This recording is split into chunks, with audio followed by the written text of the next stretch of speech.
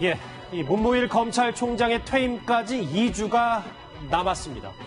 윤석열 검찰총장 후보자가 무사히 검찰에 안착하기 위해서는 이 시기가 가장 중요할 텐데요. 하지만 이 청문회 때 거짓말 논란이 여전히 사그러들지 않아서 상황이 그리 녹록지 않습니다. 강자 앞에 엎드리지 않았고 불의와 적당히 타협하지 않았습니다. 선임을 하고 안 하고가 중요하지 않습니다. 가장 도덕적인 부분이 정직해야 될 거 아닙니까? 그렇게 알고 있어요. 국민들은 후보자의 이미지가. 그런 점에서 실망스럽다는 거예요, 저는. 자, 저희가 주제로도 택해봤어요. 여기 이렇게 써 있잖아요. 조수민 부장. 네. 문무일 총장이 이제 2주 남았어요. 퇴임까지 거의 보름 정도 됐는데. 네. 문무일 총장 환송회 때 그 윤석열 후보자가 안 갔단 말이에요. 안 간 건지 못 간 건지 진실은 뭡니까? 네, 좀 설명을 드리면요. 예. 7월 24일이 문무일 검찰총장의 퇴임식이 있습니다.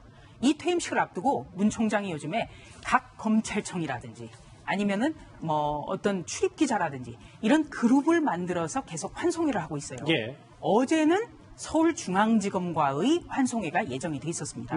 날짜를 왜 어제로 잡았냐? 인사청문회가 끝난 뒤에, 그러니까 충분히 어떻게 보면은 이거는 임명이 아니면 무난한 통과가 예상이 돼 있었기 때문에 인사청문회 이틀 뒤에 예정을 한 겁니다. 아, 순조롭게 날짜를 일단 잡아본 그렇습니다. 거네요. 그러니까 순전히 어떻게 보면은 후임자의 일정에 맞춰서 물러나는 총장이 예우하기 위해서 어제로 잡았는데 어제 서울중앙지검과의 고별 저녁에 서울중앙지검장이지 않습니까, 현재? 예. 서울중앙지검장인 윤석열 후보자가 안 온 겁니다. 예. 그런데 검찰 내에서는요, 아마 시간이 있더라도 못 갔을 거다. 이런 분석이 나옵니다. 아. 네, 왜냐하면 이번 청문회에서요, 윤석열 후보자가 보여준 것, 거짓말 논란, 위증 논란, 각종 논란이었거든요. 그렇기 때문에 아마 부끄러워서도 가지 못했을 거다. 이런 이야기까지 나오고 있습니다. 못 갔다에 무게를 좀 두시는군요. 이렇게 검찰 내부에서도 문무일 총장의 환송회를 갈 수 있겠느냐라는 우려가 나왔습니다만 환송회는 뭐 당연히 진행이 됐고요. 문재인 대통령의 임명 강행 의지 때문에 아마 그런 분위기도 있었을 겁니다. 오늘 야당에선 이런 목소리가 나왔습니다. 윤대진을 위해서라고요? 윤대진 뭐를 위해서라고요? 그 동생이 형에게 변호사 소개한 건데 이 해외 도피 결정 혼자 했을까요? 진짜 윤대진, 윤석열이 개입되어 있지 않을까요? 그거 숨기려고 했던 거 아닐까요? 그러다 보니까 말이 자꾸 꼬이는 거 아닐까요? 김광석 변호사님, 검찰 출신이잖아요. 네. 정미경 의원의 말을 동의하시는지 혹은 지금 윤석열 후보자의 여러 가지 논란, 특히 글쎄 제 식구 감싸기 논란이라고 해야 되나요? 이 부분에 대해서는 어떻게 생각하십니까? 윤석열 후보자가 이제 검찰에 대한 굉장히 애정이 많고 또 후배들을 굉장히 잘 챙기는 걸 소문나 있죠. 그리고 사실도 늦게 됐지만 나이는 많잖아요. 그런데 그런 것들에 대해서 후배 검사들이 굉장히 존경하는 검사로 알려져 있는데 예. 이거 자체가 사실은 검찰 수사권 조정과 관련돼서 너무 검찰에 대해서 편애적인 것이 검찰 개혁에서 문제가 될 수 있지 않느냐 이런 어떤 시각이 지금 논란이 되고 있어요. 그런데 이번에 사실 윤석열 후보자의 어떤 청문회에서 드러난 걸 보면 어쨌든 간에 2012년도에 기자와 인터뷰할 때 그것이 거짓말이었던 아니면 청문회에서 한 얘기가 거짓말이었던 둘 중에 하나 거짓말을 한 건 맞잖아요. 예. 그러니까 사실 윤석열 후보자 같은 경우에는 어떤 이미지, 상징성, 굉장히 어떻게 보면 무결점성 이제 그런 것을 보고 문재인 대통령이 임명을 강행할 가능성이 큰데 지금 의외의 변수가 났고 거짓말 논란이 일어나고 있단 말이에요. 예. 그렇기 때문에 아마 이 부분에 대해서는 물론 문재인 대통령이 15일까지 청문회 보고서를 송부해달라고 요청을 했기 때문에 강행은 될 거라고 봅니다. 하지만 윤석열 후보자 입장에서 만약에 이번 그 회식에 참석을 했다고 하면 또 커다란 논란이 될 수 있을 거예요. 그래서 본인 입장은 어떤 여론적인 측면을 추이를 보면서 좀 잠잠해지기를 좀 기다리는 입장이라도 볼 수 있고 저 회식 자체는 사실은 현 중앙지검장이잖아요. 윤석열 후보자가. 그리고 차기 총장이란 말이에요. 그러면 이 회식 자체는 굉장히 의미가 있는 회식이라고 볼 수 있는데 당사자가 빠져버렸기 때문에 물론 환송해. 뉴스탑10 회식할 때 제가 안 가는 거랑 똑같은 거네요. 맞죠. 그래서 문무일 총장의 환송회인데 예. 환송회를 마련한 주민이 빠진 거예요. 예. 그만큼 윤석열 후보자도 그 거짓말 논란에 굉장히 많은 부담감을 느끼고 있다. 이렇게 볼 수 있는 거죠. 말씀하신 것처럼 이 윤석열 후보자로서는 이 강골 검사 이미지가 이번 청문회로 많이 퇴색된 게 가장 뼈 아플 텐데요. 사람에게 충성하지 않는다는 과거 발언 한번 듣고 오겠습니다. 대단히 사랑하고 있습니다. 저는 사람에 충성하지 않기 때문에 제가 오늘도 이런 말씀을 드립니다. 윤호진 대진이를 좀 보호하려고 저렇게 말했을 수 있는데 사실은 이남성이가 대진이 얘기 듣고 했다는 거거든요. 강골 이미지, 강골 검사 이미지가 글쎄요. 조수민 부장. 근데 화면 같이 보시면 한 검사장 출신 변호사는 그래서 윤석열 후보자의 얘기가 참 검사스러운 생각이다. 라는 얘기로 좀 뼈아프게 비판을 했습니다. 네, 저도 마찬가지로 그렇게 생각합니다. 저거는 예를 들어서 죄는 졌는데 혐의가 입증되진 않는다. 말장난이죠.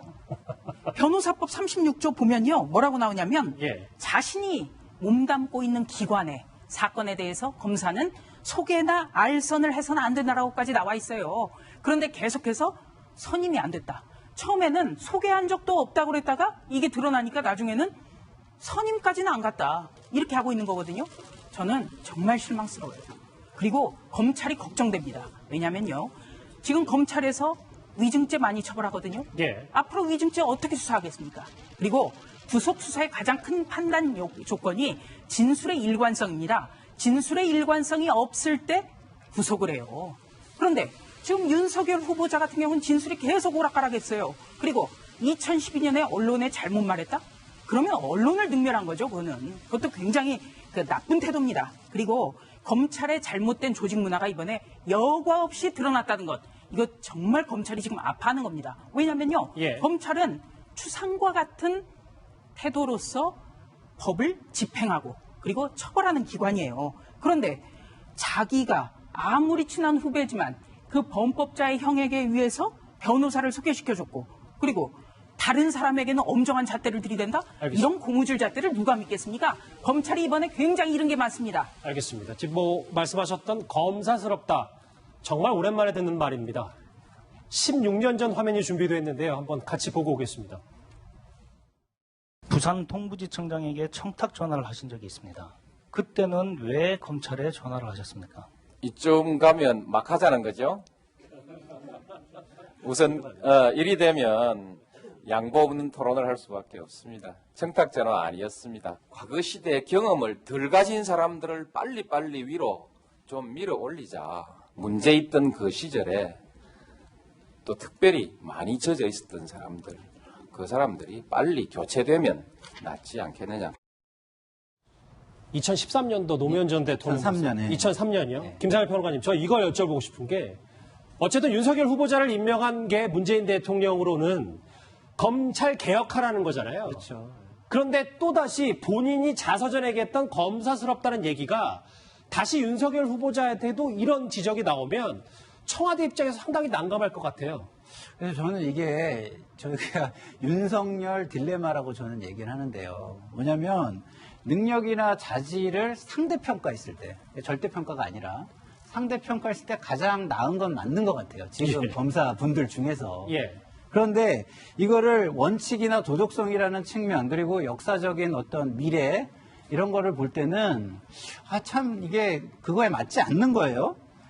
그 윤석열 검사가 가장 강점이 우리가 수학 분석을 만약에 한다 그러면 강점 1번에 넣을 것이 검사스럽지 않다. 장단점 분석 말씀하시는 예, 거죠? 장단점, 강점, 약점 분석을 할 때 강점 1번으로 넣을 수 있는 게 뭐냐면 검사스럽지 않다일 텐데 지금 검사스럽다라는 말이 나오는 걸 보면서 검사분들이 어떤 생각을 할까 참 만감이 교차할 것 같다는 생각이 듭니다. 자, 일단 그런데 청와대는 윤석열 총장 임명을 강행할 것으로 보입니다. 오늘 대정부 질문에서 박상기 법무부 장관 이렇게 얘기했습니다. 국회 인사청문회 그 답변 과정에서 일부 혼선이 있었습니다. 그러나 후보자의 그 해명 그리고 관련자들의 설명으로 해소되었다고 그렇게 생각합니다. 이현 후보자가 제가 제청했던 바와 같이 검찰총장으로서의 그 검찰의 변화와 개혁을 이끌어갈 적임자라고 판단을 하고 있고 대통령께는 지명을 철회해달라고 건의할 용의가 있느냐? 그걸 건의할 생각은 없습니다. 이 주제 정리를 해보겠습니다. 오늘자 동아일보 김순덕 칼럼의 얘기 조금 더 안으로 들어가 보면 이 내용입니다. 김광선 변호사님. 뭐 제19까지 감싸는 검찰 조직, 뭐 중요약을 하면 조직의 특성상 일단 맞번 권력 속성상 윤석열 후보자가 국민에 충성하는 것은 어려울지도 모른다라는 얘기 칼럼에서 꼬집었습니다.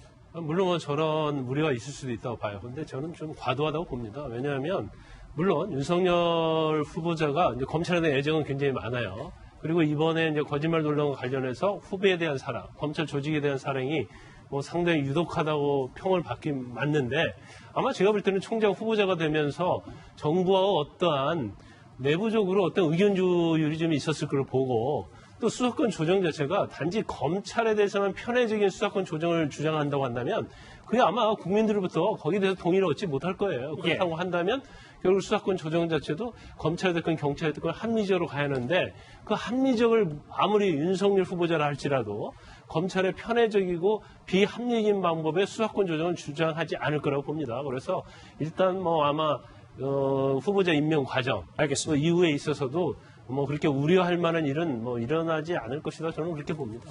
자, 일단 위법성보다도 이 도덕성의 흠집이 난 윤석열 후보자 얘기까지 두 번째 이슈로 정리를 해봤습니다.